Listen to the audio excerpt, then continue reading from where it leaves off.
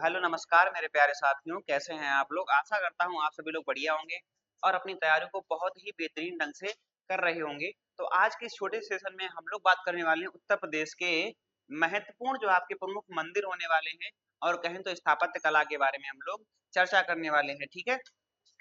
तो मेरी आपसे एक ही गुजारिश है, अगर आप चैनल पे नए हैं तो चैनल को सब्सक्राइब कर लीजिए और बेल आइकन को प्रेस कर लीजिए, जिससे लेटेस्ट क्लास की नोटिफिकेशन आपको मिलती रहे। ठीक है, तो ज्यादा समय व्यतीत करते ना करते हुए हम लोग बढ़ते हैं क्लास में और स्टार्ट करते हैं हम लोग। आज पढ़ेंगे हम लोग उत्तर प्रदेश के प्रमुख मंदिरों के बारे में। तो नंबर एक हम लोग चर्चा करते हैं भाई उत्तर भारत के मंदिरों में। तो आपको पता है उत्तर भारत के जो भी मंदिर हैं वो आपके नागर शैली में बने हुए हैं। किस शैली में बने हुए हैं? नागर शैली में आपके बने हुए हैं। अब देखो जो आपके उत्तर भारत के मंदिर हैं वो सारे के सारे नागर शैली में आपको देखने को मिलेंगे, जबकि जबकि हम लोग बात करें तो आपके जो भी दक्षिण भारत के मंदिर हैं वो आपको द्रविड़ शैली में मिलेंगे, और जो आपके मध्य भारत के मंदिर हैं वो आपको नागर और बेसर की मिश्रित शैली जिसे बोला जाता है। तो वो आपकी नागर और द्रविड़ की जो मिश्रित शैली बोला जाता है बेसर, तो वो आपको बेसर शैली में मिलेंगे। तो सबसे पहले हम लोग बात करते हैं। अब देखोगे उत्तर भारत के जो अधिकांश प्राचीन मंदिर हैं वो आपको किस शैली में मिलेंगे? नागर शैली में। और दक्षिण के आपको मिलेंगे द्रविड़ शैली में।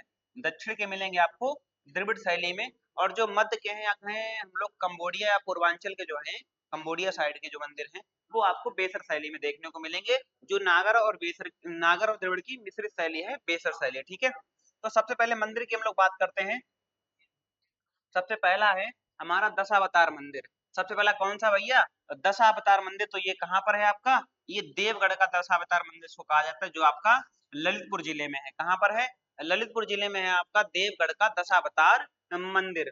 सबसे पहले बात करें किस काल में इसकी स्थापना हुई थी, तो आप कहोगे 5वीं शताब्दी में, यानी गुप्त काल में इसकी स्थापना की हुई थी, ठीक है। इसकी स्थापना कब हुई? तो गुप्त काल में हुई थी। और कहा जाता है ये मंदिर किसका है? तो देवगढ़ का दशावतार मंदिर भगवान विष्णु को समर्पित है। किसनु को समर्पित है? भगवान विष्णु को समर्पित है। और मंदिर की दीवारों पर भगवान विष्णु के 10 अवतारों की प्रतिमाएं आपको देखने को मिलेंगी। तो भगवान विष्णु की ये जो आप देख रहे होंगे, ये देवगढ़ के दशावतार मंदिर की ये भगवान विष्णु की 10 अवतार जो हैं उसकी प्रतिमाएं आपको देखने को मिलती हैं।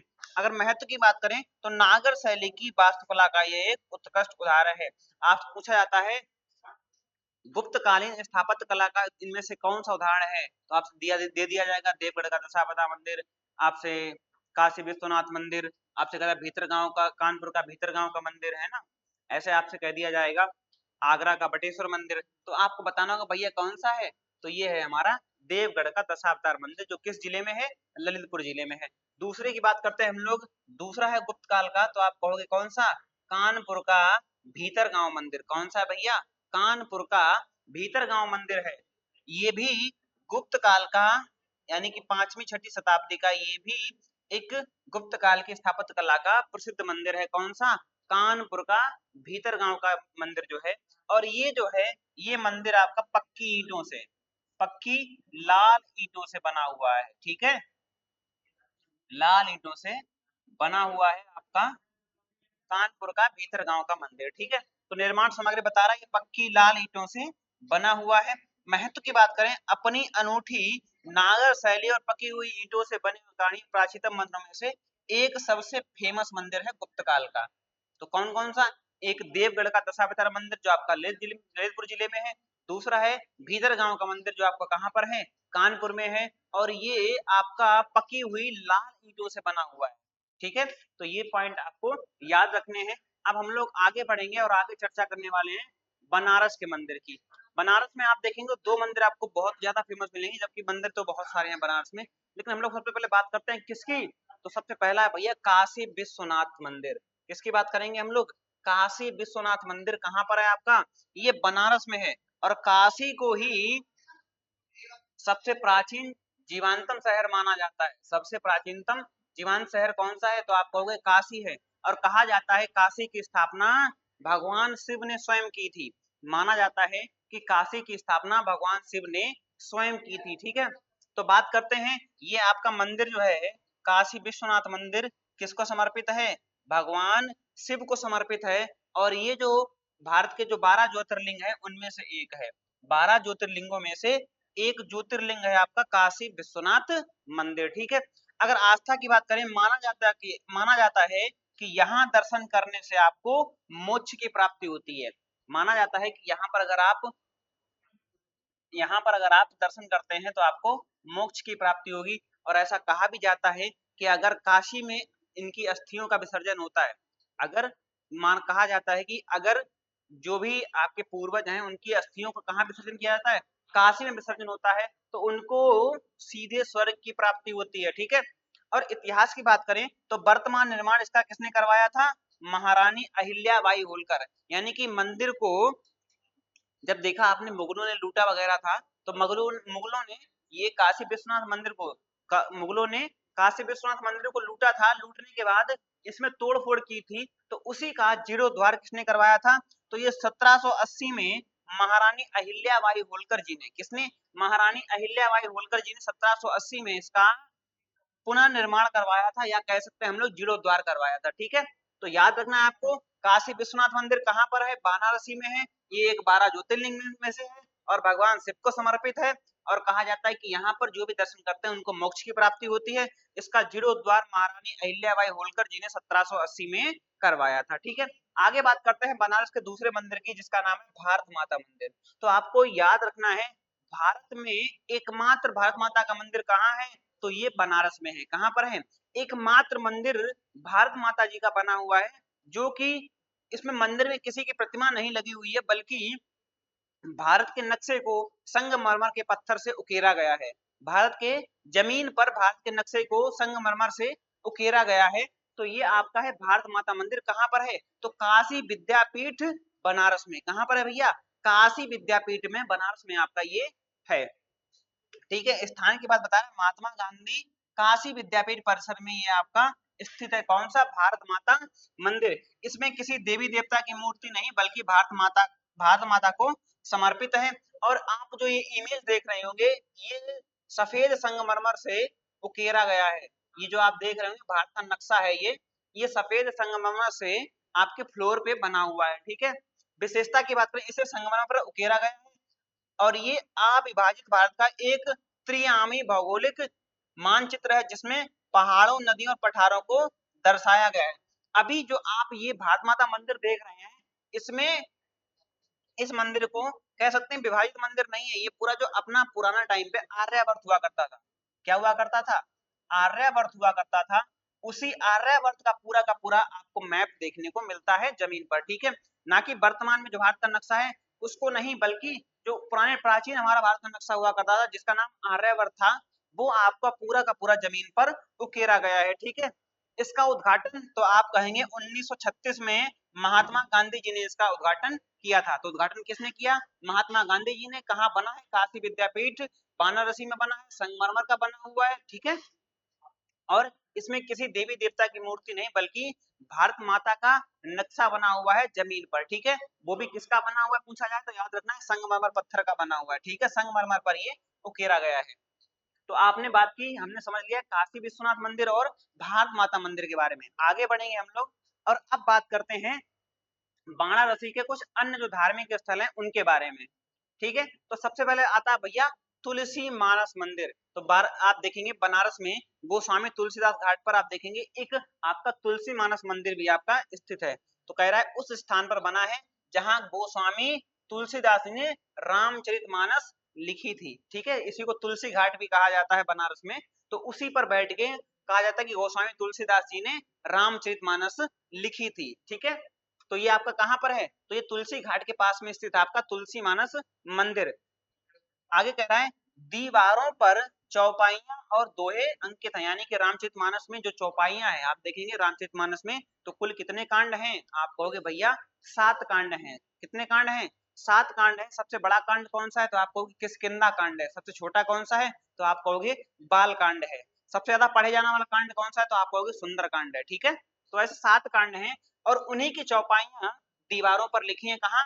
तुलसी मानस मंदिर बनारस में, ठीक है। इसका निर्माण 1964 में सेठ रतनलाल, किसने करवाया था? याद रखना, सेठ रतनलाल ने इसका निर्माण करवाया था। इसका उद्घाटन किसने किया?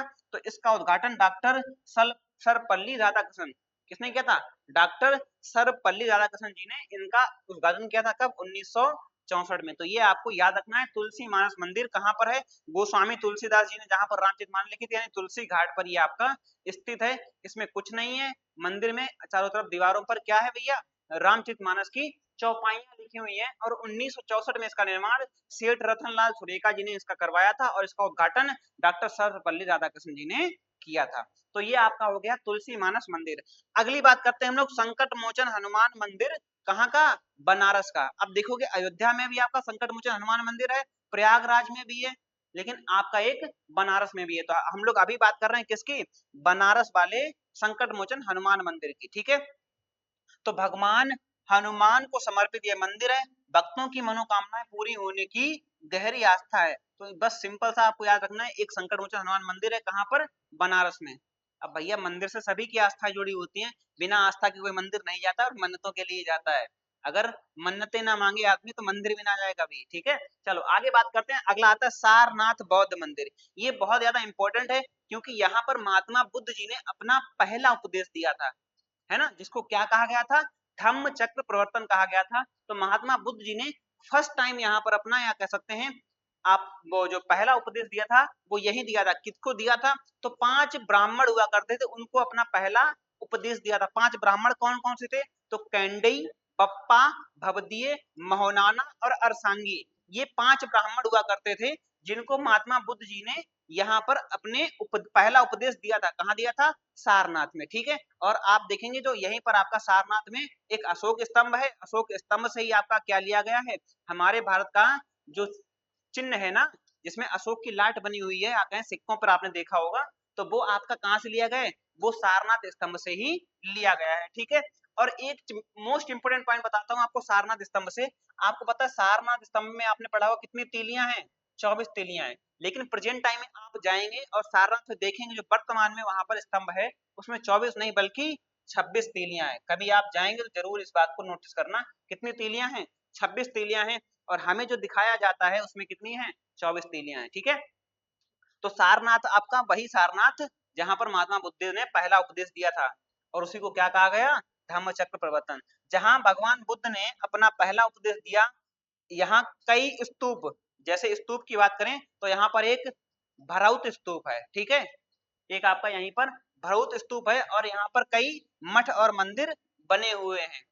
ठीक है, देखेंगे आप कभी जाएंगे तो यहाँ पर अक्सर करके सबसे ज्यादा अंग्रेज लोग यहाँ पर आपको देखने को मिलेंगे। यानी कि जो बौद्ध धर्म को मानने वाले लोग हैं वो तो उनके अनुयायी तो जाते ही जाते हैं, साथ साथ में सबसे ज्यादा पर्यटक स्थल की बात करो तो यहाँ पर सबसे ज्यादा अंग्रेज आते हैं। ठीक है, आगे बात करते हैं। अगला काल भैरव मंदिर, अगला है जो हमारा वो है भैया काल भैरव मंदिर। अब देखो, भगवान शिव के उग्र रूप को समर्पित काशी के सबसे पुराने मंदिरों में से एक काल भैरव मंदिर है आपका काशी में। ठीक है, इसी इन्हीं को क्या कहा जाता है? इन्हीं, ये काल भैरव जो है भगवान शिव के काल भैरव रूप को इस यानी कि काशी का क्षेत्रपाल कहा जाता है। क्षेत्रपाल का मतलब क्या है? रक्षक कहा जाता था। क्या कहा जाता था?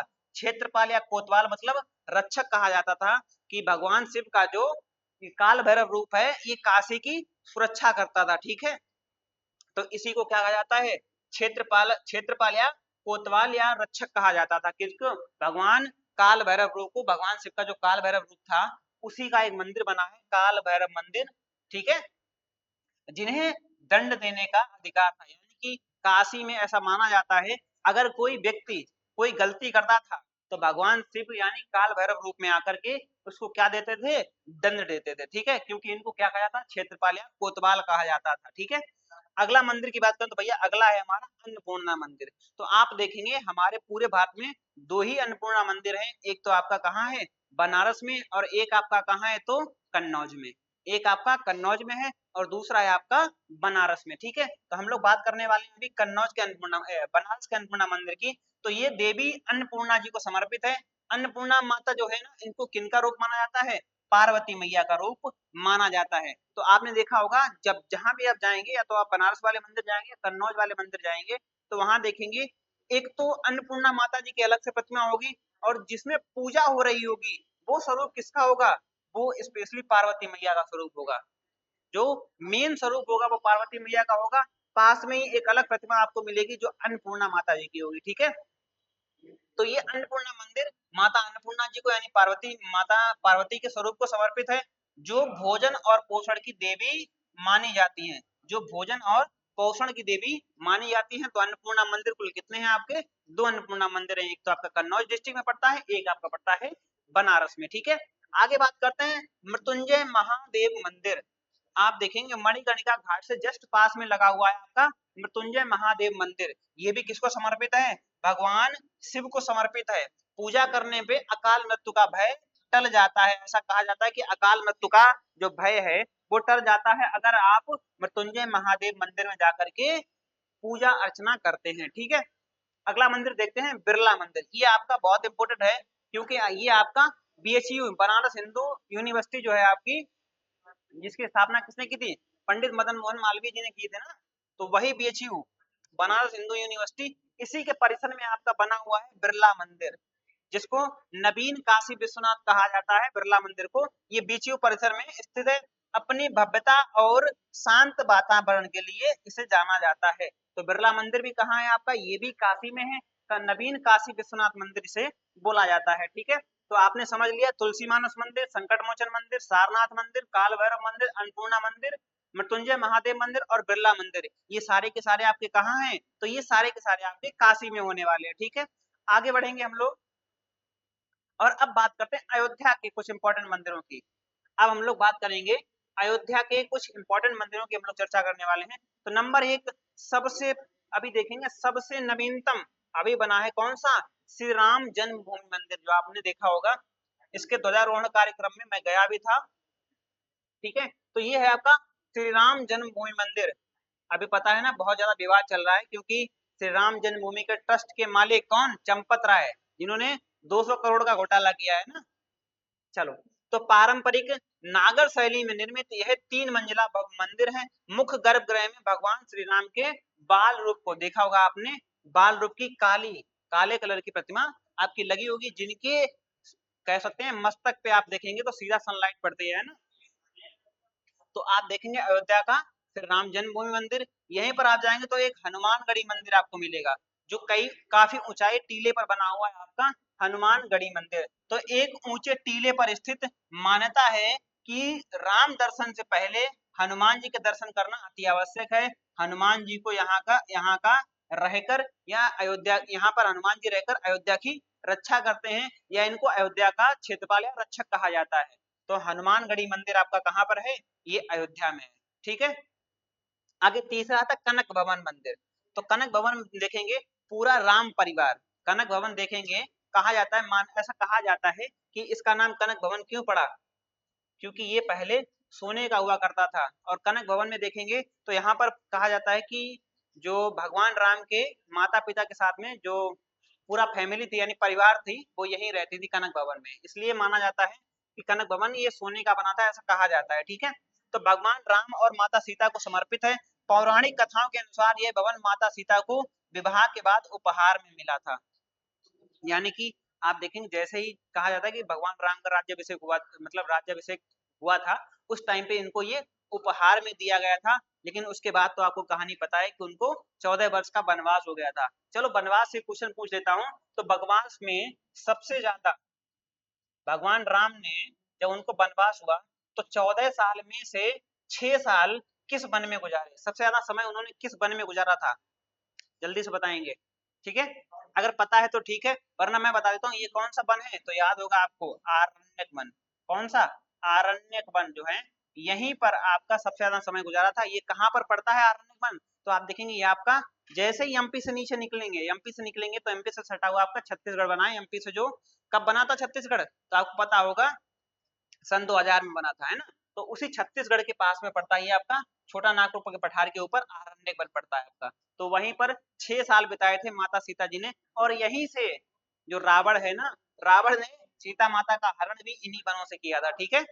चलो आगे बात करते हैं भैया। अगला है नागेश्वर नाथ मंदिर। अगर हम लोग नागेश्वर नाथ मंदिर की बात करें तो भगवान शिव को समर्पित स्थापना भगवान राम ने और भगवान राम के पुत्र कुश ने की थी। माना जाता है कि नागेश्वर मंदिर की स्थापना भगवान राम के जो पुत्र हुआ करते थे, 2 पुत्र थे, कौन? एक तो लब और एक कुश, तो माना जाता है उनके पुत्र कुश ने इस मंदिर की स्थापना की थी। यह अयोध्या का सबसे प्राचीन मंदिरों में से एक मंदिर है। कौन सा? नागेश्वर नाथ मंदिर। तो यहाँ से पूछा जा रहा है क्वेश्चन क्या बन सकता है कि नागेश्वर मंदिर की स्थापना किसने की थी? तो आप कहोगे भगवान राम के छोटे पुत्र कुश ने की थी। ठीक है, आगे बात करते हैं। एक और आपको मिलेगा दशरथ महल, क्योंकि आपको पता है अयोध्या नगरी किसकी है? भगवान राम की है, और माना जाता है कि पूरी फैमिली अब अयोध्या के निवासी थे। तो दशरथ राजा जो थे वो भी कहाँ के थे? अयोध्या के थे। कनक भवन इनको उपहार में मिला माता सीता की शादी के बाद, तो कनक भवन में इनका बचपन बीता था। आप कभी पढ़ेंगे भगवान राम के बारे में तो आपको मिलेगा कनक भवन में ही इनका बचपन बीता था। ठीक है, आगे बात करते हैं हम लोग दशरथ महल की। दशरथ महल की बात करें, वह स्थान माना जाता है जहां भगवान राम का बचपन बीता और अपने भाइयों के साथ खेला करते थे। किसमें? दशरथ महल में। ठीक है, देखेंगे तो ये कनक भवन से कुछ ही दूरी पर आपका दशरथ महल बना हुआ है। ठीक है, तो अभी मोदी जी ने बुलाया था भाई तो जाना पड़ा था। तो हम राम जन्मभूमि गए तो ध्वजारोहण कार्यक्रम हुआ था, उसमें जाने का अवसर मिला था, तो सारा कुछ घूम के आए थे। हनुमानगढ़ी भी, कनक भवन, नागेश्वर मंदिर और दशरथ महल, ये सब घूम के आए थे हम लोग। ठीक है, चलो आगे बात करते हैं हम लोग मथुरा और वृंदावन की। आपको पता है मथुरा और वृंदावन को क्या कहा जाता है? इसको उत्तर प्रदेश की मंदिर माला कहा जाता है, क्योंकि आप देखेंगे मथुरा और वृंदावन में आपके सबसे ज्यादा मंदिर आपको देखने को मिलेंगे, है ना? या और ये याद रखना, अगर मंदिर माला पूछा जाए, मंदिर माला पूछा जाए तो मथुरा वृंदावन को लगाएंगे। अगर यहीं पर मंदिरों की नगरी पूछा जाए तो मंदिरों की नगरी को किसे बताएंगे? बनारस को। ठीक है, दोनों क्वेश्चन याद रखना। मंदिर माला पूछा जाए तो आपका मथुरा वृंदावन आएगा, और वरना अगर मंदिर नगरी पूछा जाए, सबसे ज्यादा मंदिर कहाँ, मंदिर नगरी पूछा जाए तो आप बनारस लगाएंगे। ठीक है, दोनों ही अलग क्वेश्चन है। तो सबसे पहले हम बात करते हैं प्रेम मंदिर। तो आपको पता प्रेम मंदिर कहाँ पर है? ये आपका वृंदावन में है। प्रेम मंदिर कहाँ पर है?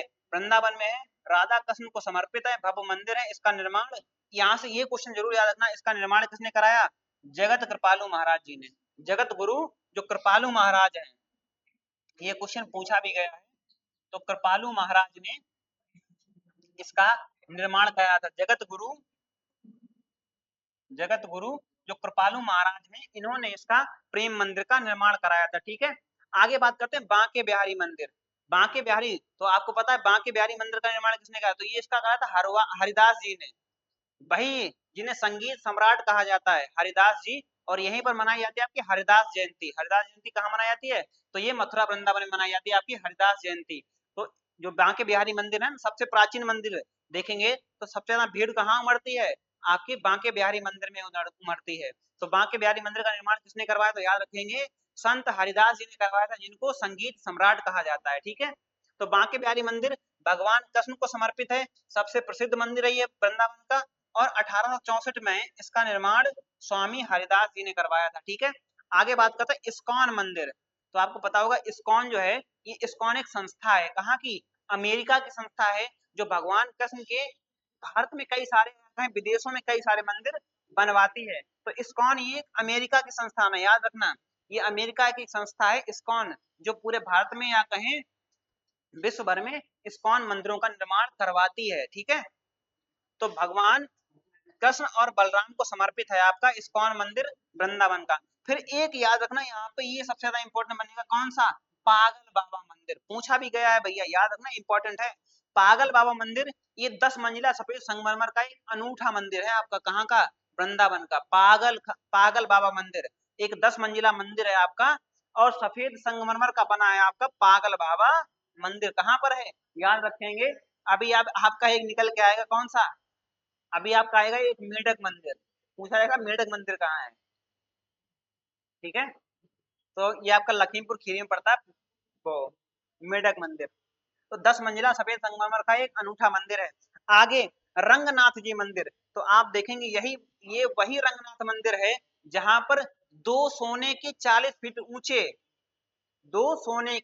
40 ऊंचे पिलर लगे थे, यानी खंबे लगे थे, जिसमें से एक खंबा चोरी भी हो चुका है। अभी प्रेजेंट टाइम में आप जाएंगे तो वहां पर केवल एक खंबा आपको देखने को मिलेगा, जबकि रंगनाथ मंदिर में आपके 2 खंबे लगे थे प्योर सोने के, और लगभग कितने, तो लगभग कह सकते हैं 3 फीट चौड़े हुआ करते थे, 3 फुट चौड़ा, लगभग 40 फुट ऊंचा आपका 2 सोने के पिलर लगे थे रंगनाथ मंदिर में, जिसमें से एक खंबा चोरी भी हो चुका है। ठीक है, तो बात करते हैं रंगनाथ जो मंदिर है ये द्रविड़ शैली में बना हुआ है, ठीक है, दक्षिण भारतीय शैली में यानी द्रविड़ शैली में बना भगवान विष्णु को समर्पित मंदिर है, विशाल गोपुरम और रथ यात्रा के लिए प्रसिद्ध है। तो आप देखेंगे रंगनाथ मंदिर में एक तो भगवान विष्णु जी की एक डेली पालकी यात्रा निकलती है जो उनके भवन से लेकर के मंदिर प्रांगण तक जाती है, ठीक है, और उसके बाद भगवान विष्णु को समर्पित एक बहुत ही भव्य यात्रा भी निकाली जाती है नगर में, ठीक है, तो ये वही रंगनाथ मंदिर है।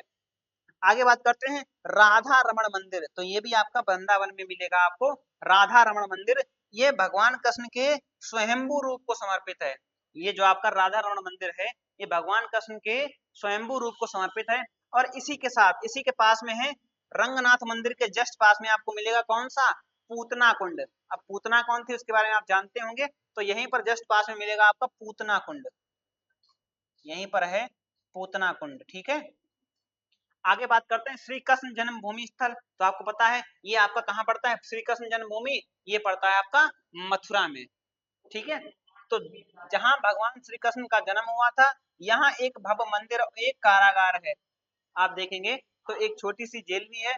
और यहाँ पर आप जाएंगे तो कभी यहाँ पर देखेंगे यहाँ पर 12 मास क्या चलता रहता है, लंगर चलता रहता है। जैसे आप जब भी जाएंगे तो आपको सुबह और टाइम यानी कि अगर आप मथुरा में रहते हैं या मथुरा में पढ़ाई कर रहे हैं कुछ भी कर रहे हैं तो आपके लिए सबसे अच्छी हिंट है खाना बनाने की कोई आवश्यकता नहीं है, सुबह भी जाइए और शाम को भी जाइए आराम से श्री कृष्ण जन्मभूमि मंदिर में आपको 12 मास हमेशा आपका कह सकते हैं लंगर चलता रहता है, उसमें आराम से बैठ के आप खाना खाइए। बहुत सारे लोग आते हैं यानी कि जितने भी दर्शनार्थी आते हैं लगभग 90% जरूर प्रसाद लेकर ही जाते हैं। अगला आता है द्वारकाधीश मंदिर, द्वारकाधीश मंदिर ये भी भगवान कृष्ण को समर्पित है क्योंकि मथुरा है जो ना ये भगवान कृष्ण की नगरी ही बोली जाती है, ठीक है, क्योंकि भगवान कृष्ण कहाँ के थे, मथुरा के ही रहने वाले थे, है ना। इसका निर्माण 1814 में सेठ गोकुलदास, किसने, सेठ गोकुलदास ने इसका निर्माण कराया था, तो याद है ना आपको। अगर आपसे पूछा जाए बांके बिहारी मंदिर तो पता है हरिदास जी ने करवाया था, प्रेम मंदिर तो जगत कृपालु महाराज जी ने करवाया था, और द्वारकाधीश मंदिर तो सेठ गोकुलदास ने इसका निर्माण कराया था। तीनों याद है ना। चलो आगे यहीं पर आपको मिलेगा विश्राम घाट, यमुना नदी के तट पर ही आपका एक विश्राम घाट स्थित है, तो यहीं पर आपको विश्राम घाट पे ही मिलेगा विश्राम घाट मंदिर। मान्यता है कि यहाँ पर कंस का वध करने के बाद भगवान कृष्ण ने क्या किया था, विश्राम किया था, तो विश्राम घाट इसी तरह पड़े, इसी वजह से उसका नाम क्या पड़ा, विश्राम घाट पड़ा, ठीक है। आशा करता हूँ आपको क्लास पसंद आ रही होगी, अगर क्लास पसंद आ रही है तो वीडियो को क्लास को लाइक करें और चैनल को सब्सक्राइब कर लीजिए, ठीक है। चलो आगे बढ़ते हैं, अब हम लोग कुछ और विशेष मंदिरों के बारे में बात करेंगे अपने प्रयागराज के, ठीक है। अब हम लोग बात करने वाले हैं प्रयागराज के कुछ अन्य मंदिर की। तो सबसे पहले श्री बड़े हनुमान मंदिर, यहाँ पर देखेंगे आप तो भगवान हनुमान जी की लेटी हुई प्रतिमा आपको देखने को मिलेगी, कहाँ पर, बड़े हनुमान मंदिर में। तो ये हनुमान मंदिर में आप देखेंगे प्रयागराज में जो संगम है, संगम के जस्ट पास में ही अगर आप प्रयागराज में गए होंगे तो संगम से जस्ट जैसे ही आप नहा के निकले होंगे तो आपने देखा बड़े हनुमान जी का मंदिर है जहां पर आपको हनुमान जी की लेटी हुई 20 फीट की प्रतिमा आपको देखने को मिलेगी। संगम के निकट स्थित हनुमान जी की लेटी हुई 20 फीट लंबी आपको एक प्रतिमा देखने को मिलेगी, ठीक है।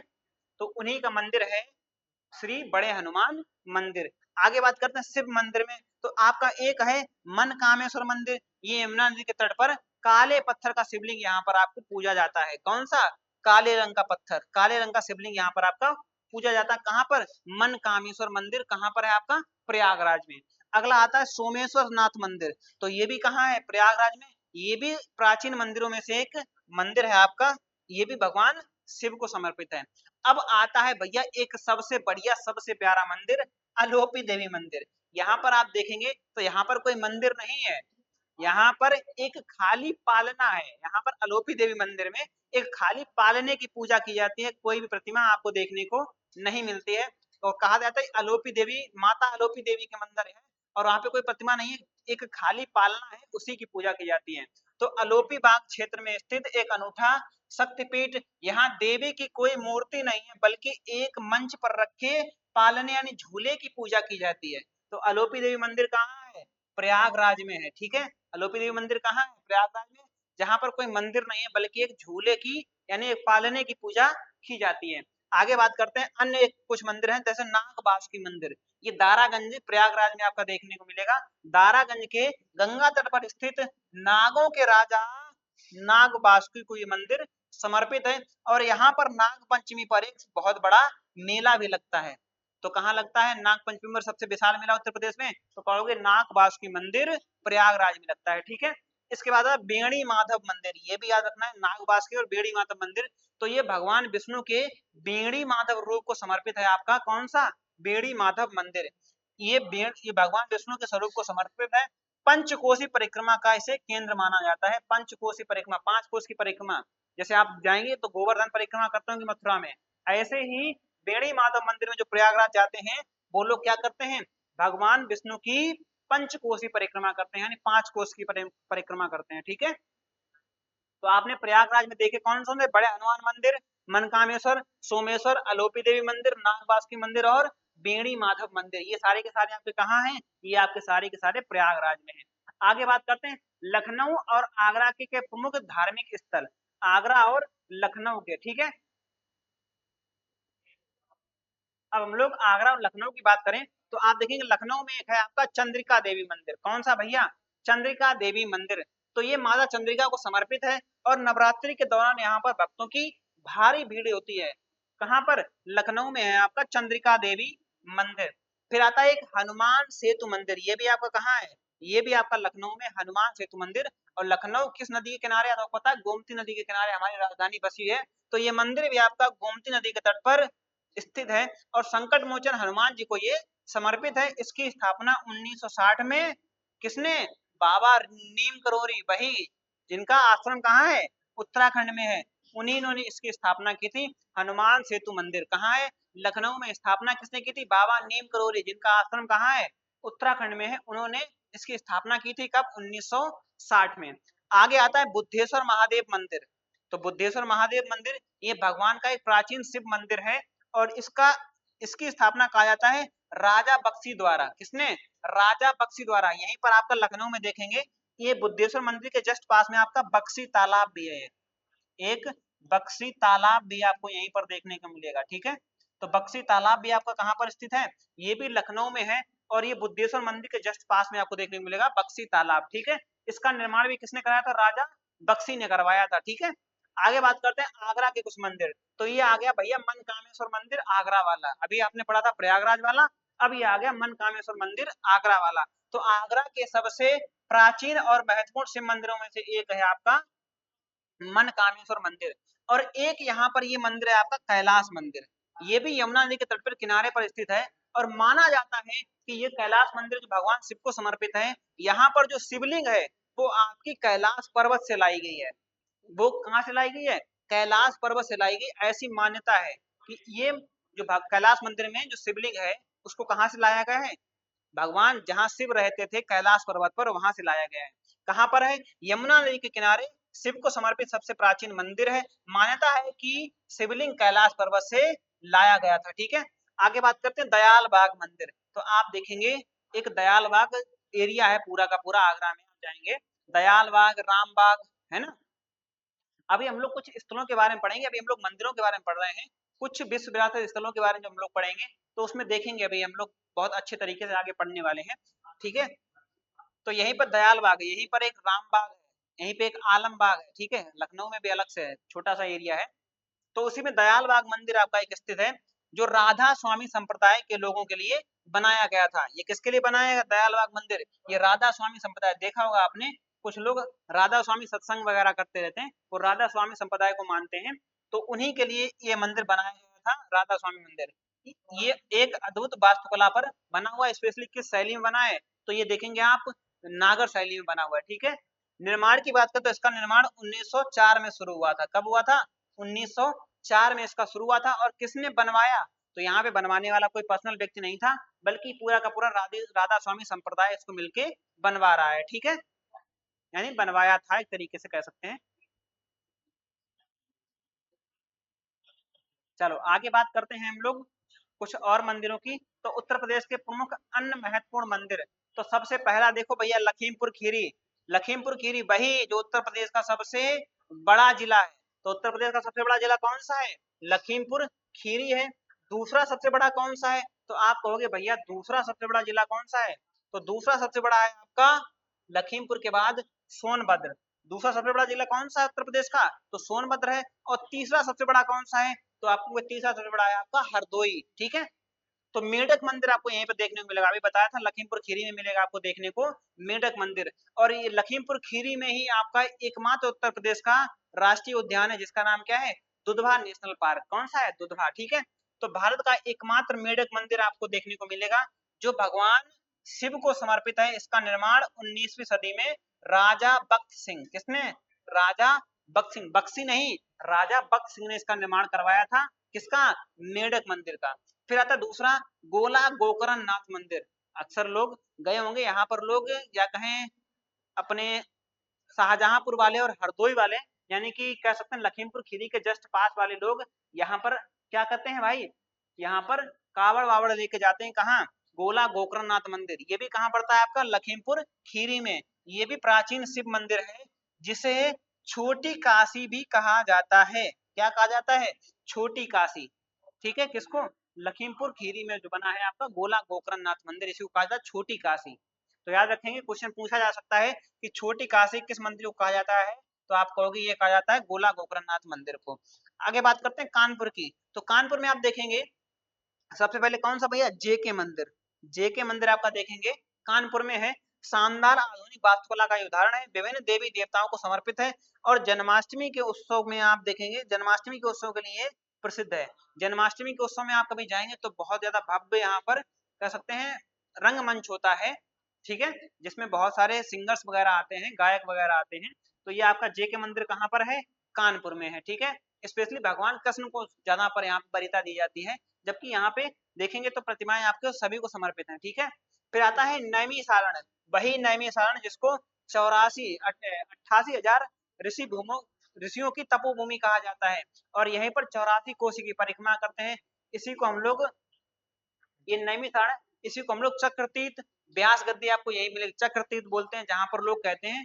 अभी फिलहाल में लगभग 20 दिन पहले मैं भी गया था यहाँ पे स्नान करने के लिए नैमिषारण में। तो नैमिषारण तीर्थ स्थल आपका कहाँ पड़ता है? ये सीतापुर जिले में पड़ता है। इसको कहा जाता है 88,000 ऋषियों की तपोभूमि। क्या कहा जाता है? 88,000 ऋषियों की तपोभूमि और 84 कोस की परिक्रमा। 84 कोस की परिक्रमा लोग यहाँ करते हैं।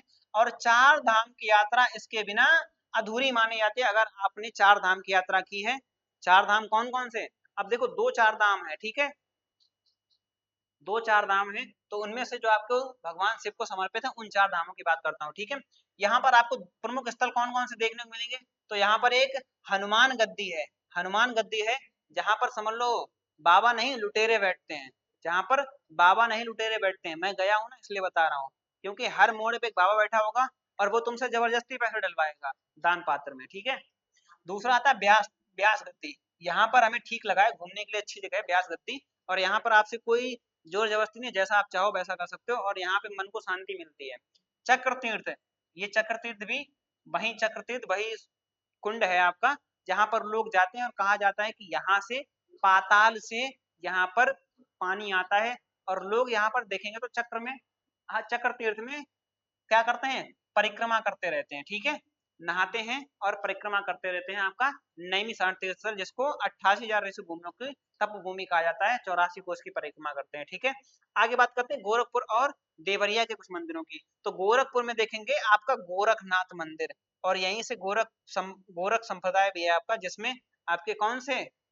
आपके सीएम साहब योगी आदित्यनाथ जी, ये भी नाथ संप्रदाय के हैं। ठीक है, तो गोरखनाथ, गोरखनाथ मंदिर आपका गोरखपुर में है।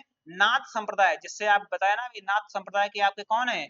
आपके सीएम साहब, ये भी नाथ संप्रदाय के ही हैं। ठीक है, नाथ संप्रदाय का केंद्र है। गुरु गोरखनाथ को ये समर्पित है आपका गोरखनाथ मंदिर। और यहीं पर आपको देखने को मिला बाबा सोमनाथ मंदिर, ये आपका कहाँ पड़ता है? देवरिया में। बाबा सोमनाथ मंदिर देवरिया में शिव को समर्पित है और एक महत्वपूर्ण धार्मिक स्थल है आपका सोमनाथ मंदिर। तो आपने देखा लखीमपुर खीरी का एक तो मेढक मंदिर, गोला गोकर्णनाथ मंदिर, कानपुर का देखा आपने जेके मंदिर, सीतापुर का देखा आपने नैमिषारण मंदिर। अभी आपको हमने बिठूर में पढ़ाया था, एक बिठूर स्थल जो है, बिठूर में आपने पढ़ा था, इसको क्या कहा जाता है? तो इसको तांत्रिकों का मेला कहा, तांत्रिकों को भूमि कहा जाता है। बिठूर मेले को क्या कहा जाता है? तांत्रिकों की भूमि, क्योंकि यहाँ पर तांत्रिक आके अपनी रिद्धि सिद्धि जमाते हैं। कहाँ पर? बिठूर में। और ये भी कहाँ पड़ता है आपका? कानपुर में ही पड़ता है। ठीक है, तो आपने जेके मंदिर के बारे में जाना, फिर हमने गोरखनाथ मंदिर और बाबा सोमनाथ मंदिर देवरिया वाले के बारे में समझ लिया है। अब आगे बढ़ते हैं थोड़ा सा,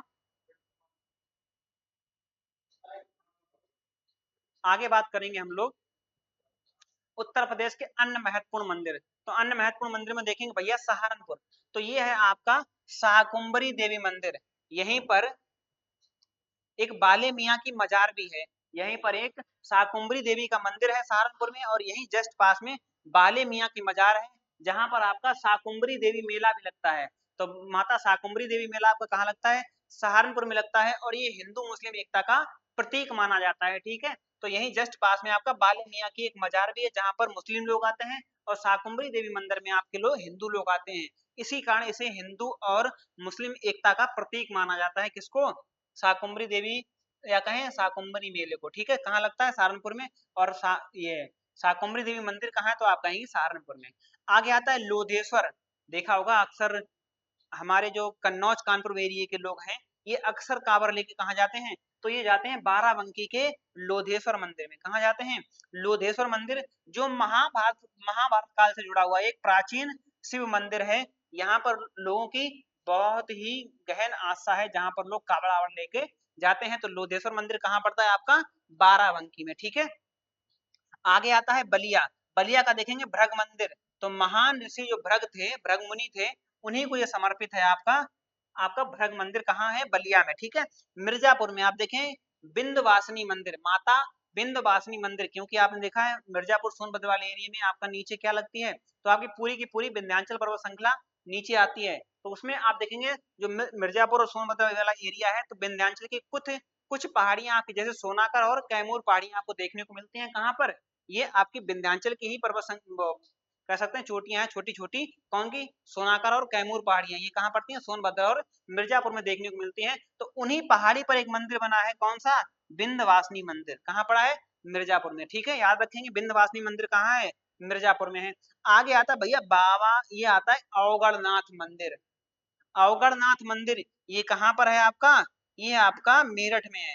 और 1857 की जो क्रांति हुई थी, उसके उसके उपलक्ष्य में इसको बनाया गया था। ठीक है, तो मेरठ में है आपका अवगढ़नाथ मंदिर, भगवान शिव को समर्पित है। 1857 के स्वतंत्रता संग्राम से जुड़ा एक ऐतिहासिक स्थल है, क्योंकि 1857 की क्रांति के बाद ही इसको बनाया गया था। किसको? अवगढ़नाथ मंदिर को। भगवान शिव का एक ये मंदिर है, और ये 1857 की क्रांति से जुड़ा एक ऐतिहासिक स्थल है, क्योंकि 1857 की क्रांति के बाद ही इस मंदिर का निर्माण किया गया था। कौन सा? अवगढ़नाथ मंदिर। कहाँ है? मेरठ में। आगे बात करते हैं बलरामपुर में। आप देखें बलरामपुर में देवी पाटन मंदिर। तो देवी पाटन मेला भी लगता है आपका बलरामपुर में, और देवी पाटन मंदिर भी है। मंदिर है तो यहीं पर एक मेला भी लगता है, देवी पाटन मेला। कहाँ पर? बलरामपुर में। ये माता देवी पाटन को समर्पित है, और ये माता कैसी? एक शक्तिपीठ मंदिर माना जाता है आपका देवी पाटन मंदिर। फिर आते हैं गाजियाबाद का। गाजियाबाद का याद रखेंगे दुग्धेश्वर महादेव मंदिर, दुग्धेश्वर नाथ महादेव मंदिर। ये प्राचीन, अब महादेव मंदिर तो भगवान शिव को ही समर्पित होगा। कहाँ है आपका? गाजियाबाद में। फिर आता है बौद्ध स्थल। बौद्ध स्थल में आप देखेंगे चाइना मंदिर। ये बहुत बार पूछा गया है एग्जाम में, यूपी ट्रिपल एससी का कह सकते हैं फेवरेट क्वेश्चन है। कौन सा? चाइना मंदिर, बहुत बार पूछा। कहाँ पड़ता है? ये भैया है श्रावस्ती में। ये चीनी वास्तुकला में बना हुआ है, इसी कारण इसको चाइना मंदिर कहा जाता है। ठीक है, ये भगवान बुद्ध का एक स्थल माना जाता है। ठीक है, कौन सा? चाइना, क्योंकि आपको पता है श्रावस्ती, भगवान बुद्ध ने सबसे ज्यादा उपदेश कहाँ दिए? तो श्रावस्ती में। श्रावस्ती में भगवान बुद्ध ने सबसे ज्यादा उपदेश दिए थे। ठीक है, सबसे पहला उपदेश कहाँ दिया था? तो आप कहोगे सारनाथ में। सबसे ज्यादा उपदेश कहाँ दिए? तो श्रावस्ती में। और इनको मोक्ष की यानी कि महापरिनिर्वाण की प्राप्ति कहाँ हुई? तो कुशीनगर में। ठीक है, कहाँ हुई थी? कुशीनगर में हुई थी। और क्या कहा जाता है कि इनको धोखे से मांस का टुकड़ा खिला दिया गया, तभी इनकी मृत्यु हो गई थी। ठीक है, तो आपका बौद्ध स्थल है चाइना मंदिर, कहाँ पर? श्रावस्ती में। और महापरिनिर्वाण मंदिर आपका कहाँ है? कुशीनगर में। महापरिनिर्वाण मतलब भगवान बुद्ध को महापरिनिर्वाण यानी इनकी मृत्यु कहाँ हुई थी? तो आप कहोगे इनकी मृत्यु हुई थी कुशीनगर में। और महावीर स्वामी की कहाँ हुई थी? तो पावापुरी में, है ना। तो आप कहोगे भगवान बुद्ध की 6.1 मीटर लंबी लेटी हुई आपको प्रतिमा आपको दिखाई पड़ेगी। कहाँ पर? आपको दिखाई पड़ेगी कुशीनगर के महापरिनिर्वाण मंदिर में। ठीक है, चलिए आगे बढ़ते हैं भाई। तो आपने यहाँ समझा, देखो सहारनपुर में आपका शाकुंभरी देवी मेला लगता है, यही शाकुंभरी मंदिर भी है। बाराबंकी में लोधेश्वर मंदिर, बलिया का भरग मंदिर, मिर्जापुर में विद्यवासिनी, मेरठ में अघोरनाथ मंदिर, देवी पाटन बलरामपुर में आपका देवी पाटन मंदिर, गाजियाबाद में आपका दुग्धेश्वर मंदिर, और श्रावस्ती में आपका चाइना मंदिर, और कुशीनगर में आपका महापरिनिर्वाण मंदिर। अब देखो आगे कुछ क्वेश्चन आने वाले हैं जिनका आंसर आप करेंगे, फिर यहीं से हमारी क्लास हो जाएगी फिनिश, ठीक है। तो सबसे पहला क्वेश्चन कह रहा है गुप्त काल में निर्मित प्रसिद्ध दशावतार मंदिर जो भगवान विष्णु को समर्पित है कहाँ स्थित है? तो आपको पता है देवगढ़ का दशावतार मंदिर जो गुप्त काल में बनाया गया था, ठीक है। तो कहाँ पर है ये? देवगढ़ का दशावतार मंदिर आपका कहाँ है? ललितपुर में है। सबसे पहला हमने पहली स्लाइड में आपको ये पढ़ाया था, ठीक है। दूसरा था कानपुर में स्थित गुप्त काल का वह कौन सा प्राचीन मंदिर है जो पकी हुई लाल ईंटों से बना है? तो आपको पता है कौन सा है भैया? एकमात्र मंदिर है गुप्त काल का कानपुर में, कौन सा? भीतर गांव मंदिर। कौन सा है? भीतर गांव मंदिर। आपने दशावतार पढ़ा तो देवघर में है। नाग बासुकी कहाँ पढ़ा था आपने भैया? नाग बासुकी कहाँ पढ़ा? तो आप कहोगे ये हमने पढ़ा था नाग बासुकी प्रयागराज में। कहाँ पढ़ा था? प्रयागराज में। जेके मंदिर कहाँ है? कानपुर में है। आगे बात करते हैं बनारस में स्थित भारत माता मंदिर का उद्घाटन 1936 में किसने किया था? तो आपको पता है ये कहाँ बना है? ये आपका बना हुआ है भैया, महात्मा गांधी जी ने ही इसका उद्घाटन किया था, और महात्मा गांधी जी ने ही, हाँ, काशी विद्यापीठ में। कहाँ स्थित है ये? तो ये आपका काशी विद्यापीठ में है, ठीक है। काशी विद्यापीठ में स्थित है आपका कौन सा मंदिर? आपका भारत माता मंदिर, जिसमें कोई प्रतिमा नहीं है बल्कि जमीन पर भारत माता मंदिर, भारत माता का यानी कि अपने आर्यवर्त का, भारत का नक्शा बना हुआ है सफेद संगमरमर से, ठीक है। आगे बात करते हैं नंबर 4, प्रसिद्ध तीर्थ स्थल नैमिषारण्य जहाँ 88,000 ऋषि भूमि की तपोभूमि कहा जाता है, किस जिले में है? तो आपको पता है ये कहाँ पर है? सीतापुर में। यहीं पर है आपकी व्यास गद्दी और हनुमान गद्दी। हनुमान गद्दी और व्यास गद्दी भी यहीं पर आपको देखने को मिले, कहाँ पर? सीतापुर में। आगे बढ़ते हैं अगले क्वेश्चन की ओर। अगला क्वेश्चन देखेंगे, कह रहा है हनुमान जी की लेटी हुई विशाल प्रतिमा जिनको कहा जाता है बड़े हनुमान मंदिर, कहाँ पर है भैया? बताया था कहाँ पर? जहां आप प्रयागराज में जाते हैं, कहा कुंभ नहाने, कहाँ जाते हैं कुंभ नहाने? प्रयागराज में। तो बड़े हनुमान मंदिर की लेटी हुई प्रतिमा कहाँ पर है? 20 फुट लेटी हुई प्रतिमा है आपकी प्रयागराज में। और एक जो कुंभ है ना, कुंभ का आयोजन कितने वर्षों में होता है? तो आप कहोगे कुंभ का आयोजन 12 वर्ष में होता है। अर्ध कुंभ का कितने वर्ष में होता है? तो अर्ध कुंभ लगता है 6 वर्ष में। महाकुंभ कितने समय लगता है? तो आपको 144 वर्ष में लगता है। और प्रतिवर्ष आपका यहाँ पर कौन सा मेला लगता है, या कहें कौन स्नान होता है? तो माघ स्नान होता है। कौन सा होता है? माघ स्नान होता है, या कहें माघ मेला लगता है प्रतिवर्ष प्रयागराज में, महाकुंभ वाले स्थल पर, ठीक है। और ये कब से कब तक लगता है माघ मेला? तो आप कहोगे ये माघ मेला लगता है भैया, आप कहोगे मकर संक्रांति से लेकर, ये मकर संक्रांति से लेकर शिवरात्रि तक लगता है, ठीक है। मकर संक्रांति से शिवरात्रि तक चलता है आपका, लगभग 2 से ढाई महीने चलता है आपका माघ मेला प्रयागराज में। तो ठीक है, आगे बात करते हैं अगले क्वेश्चन पे। 6वां क्वेश्चन हमारा कह रहा है वृंदावन के प्रसिद्ध बांके बिहारी मंदिर का निर्माण। तो बताए थे बांके बिहारी मंदिर का निर्माण किसने करवाया था? एक तो बांके बिहारी पूछा जाएगा, एक प्रेम मंदिर पूछा जाएगा। प्रेम मंदिर का निर्माण किसने कराया? जगत कृपालु महाराज जी ने करवाया था प्रेम मंदिर, ये तो प्रेम मंदिर ने कराया था, ठीक है। ये तो कराया प्रेम मंदिर इन्होंने।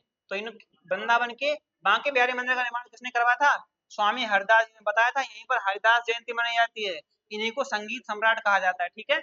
आगे बात करते हैं क्वेश्चन नंबर 7, कह रहा प्रयागराज का वह कौन सा शक्तिपीठ है जहां देवी की मूर्ति की जगह पालने की पूजा होती है? बताया था भैया कौन सा?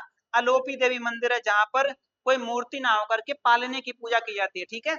आगे अगला क्वेश्चन, भारत का एकमात्र मेढक मंदिर, बताए थे मेढक मंदिर कहाँ है? जहां पर गोला गोकर्णनाथ मंदिर है। गोला गोकर्णनाथ को क्या कहा जाता है? इसको मिनी काशी कहा जाता है, ठीक है। तो ये कहाँ पर है आपका एकमात्र मेढक मंदिर? लखीमपुर खीरी में, ठीक है। चलो आगे बढ़ते हैं। आगे कह रहा है अगला क्वेश्चन, क्वेश्चन नंबर 9, मेरठ का कौन सा प्रसिद्ध मंदिर 1857 की क्रांति से जुड़ा हुआ है? तो आपको पता है कौन सा है? अवगढ़नाथ मंदिर। अवगढ़नाथ मंदिर जो है आपका किससे जुड़ा हुआ है भैया? यही तो 1857 की क्रांति के बाद बनाया गया था, ठीक है।